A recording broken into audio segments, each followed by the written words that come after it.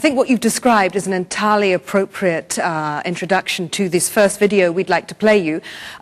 We will, of course, address your other questions as we go through the debate, but if we can just pause for a moment here and watch this video filmed in India that touches on the issue that you brought up earlier on in the debate.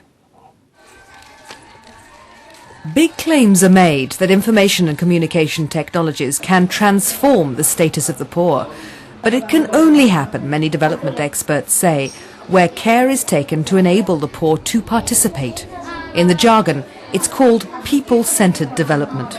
If the poor benefit, everybody benefits in the village. The rich people will always benefit from ICT. And I think this orientation of a people-centered, and also it is a demand-driven information.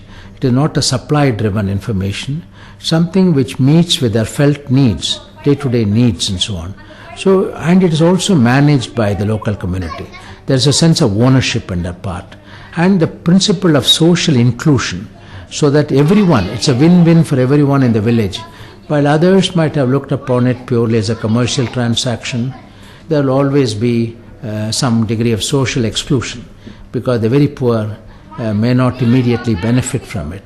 And this is why the knowledge centers are now become what they call the new temples. In fact, an old woman told me that the green revolution was important. It has increased the productivity of crops like wheat or rice or corn. But the knowledge revolution through the village knowledge center has affected their entire life, whether it is health, whether it is education, whether it is that living livelihoods. So that the knowledge revolution has become the backbone of the rural livelihood security system. Well, I saw lots of heads nodding as that video played. I wonder if I could go to Iqbal Qadir, who was the founder of the Grameen Phone, who has, I think, a contribution that's appropriate to make. What the digital technologies do, it is a decentralizing force. And I think that's the most important dividend. Everywhere you look around, there are hundreds of examples of how it decentralizes decision-making and gives more power to the people. Well, what I'd love, actually, from you all now is some good examples of where these technologies are working. Why should people in developing countries make sure they use technology appropriately? Most spam comes from the US. Does anyone say that the US should not have access to technology because they make inappropriate use of it? So I think the issue of cost is significant, and I think cost is not the major barrier. It's more a case of how to deal with creating access. And if the mobile companies in Africa, for example, who are the new monopolies, were prepared to take a slightly smaller profit margin, in fact, that would be one way of dealing with the cost issue. Well, as you followed that, we have the issue of monopoly and a little bit of altruism required on the part of government, a bit more than perhaps they feel they already contribute. But that's, of course, not where you're necessarily coming from. You know, my concern is not about the cost. I think, you know, that we are supposed to have 1/3 of the world languages in Africa. We have 6,000 languages in the world, and 2,000 are supposed to be in Africa.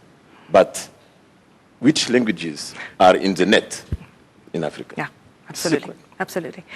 I'm going to come back to the panel in a moment, but this gentleman here has been wanting to say something for quite some time, and I am keen to elicit from you some examples of what is working very well. The question then becomes, how do we empower? So, for example, we have a colleague, Hussein Ilhian, who studied in the souk in Casablanca. Laborers, people, carpenters, plumbers, that sort of thing, their incomes increased by 60% when they started using cell phones to reduce the risk of taking jobs further afield, right?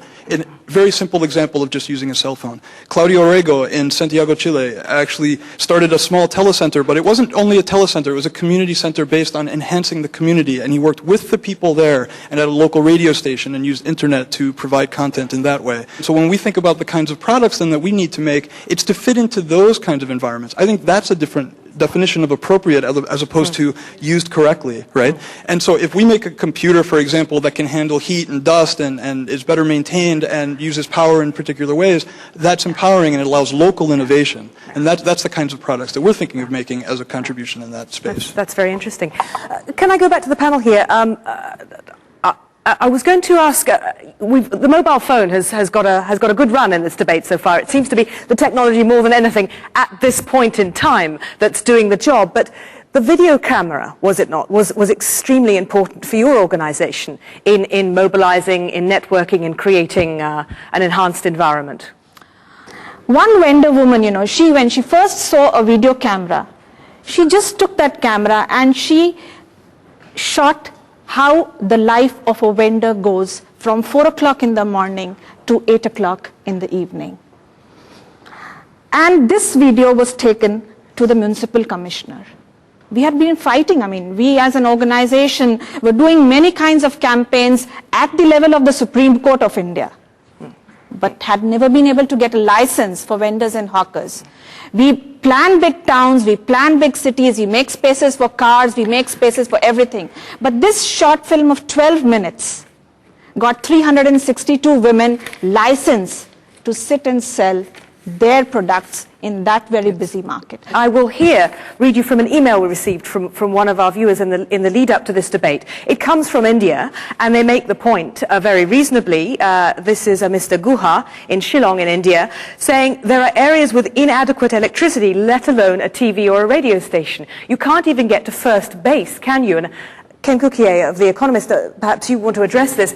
If there isn't a power supply, how can you even think of running these technologies? If I had $100 million, I pose as a thought experiment not giving it out, holding it back and saying, you know what, I have all this money, but you're just going to squander it. It's not going to be useful to you. Get the early portions of what you need in first, electricity or a proper regulatory regime, a better taxation policy, the institutions for businesses to flourish. Creating content is fantastic. However, keep in mind that it takes about 6 months and a lot of money in Ethiopia to develop a business. It takes no money, as we know, in the United States to start a business, and it takes basically a day. It's to say that when we talk about the digital divide, if we're focusing only on technology, we miss the point. There's a lot of other things. Can I just, Dr. Masala has been waiting, forgive me, we will return to you, but Dr. Masala has been making eye contact with me for some time. Yeah. Your point was going to be? My point was going to be that I think the emphasis on liberalizing telecommunications markets is misplaced.